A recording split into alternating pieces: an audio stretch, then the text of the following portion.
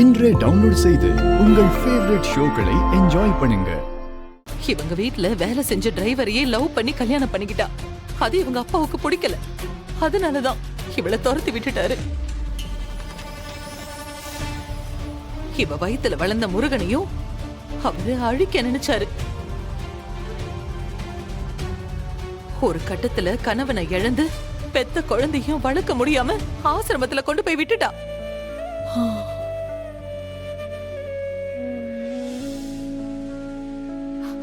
அந்த ஆசிரமத்துல தானே நீ வாழ்ந்துட்டு இருந்த.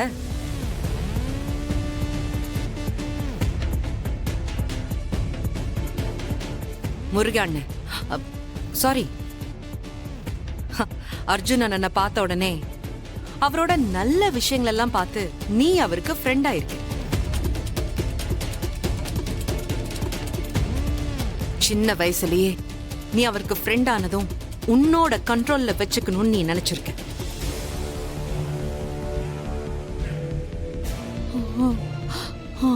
அதுக்காக நீ அவரை எப்படி எல்லாம் டார்ச்சர் பண்ணியிருக்க.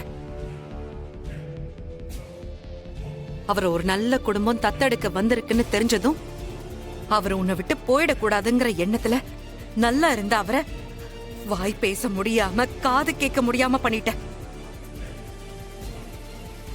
அதுக்கப்புறம் அவரோட தாத்தா வீட்டுக்கு போய் அவரோட அடையாளத்தையே எடுத்து அழிச்சிருக்க. நீ ஆடின ஆட்டம் அத்தனையும் எங்களுக்கு தெரியும் மகேஷ். உன்னை கையும் களவுமா பிடிக்கதான் நாங்க இத்தனை நாளா காத்துட்டு இருந்தோம். என் தங்கச்சி உன்கிட்ட அவ எவ்வளவு கஷ்டப்பட்டிருக்கா, நீ அவளை எவ்வளவு சித்திரவதை பண்ணிருக்க, இது எல்லாமே எங்களுக்கு தெரியும். இவன் உனக்கு வேண்டாம், நீ அவனை தூக்கி போட்டுட்டு வந்துரு நான் இவகிட்ட சொல்லியிருக்கேன். ஆனா இவதான் அதை கேட்கவே இல்லை. கடைசி வரைக்கும் உன் கூட இருக்கணும்னு ஆசைப்பட்டா. அதுக்கு காரணம் என்ன தெரியுமா? காதல், உண்மையான காதல்.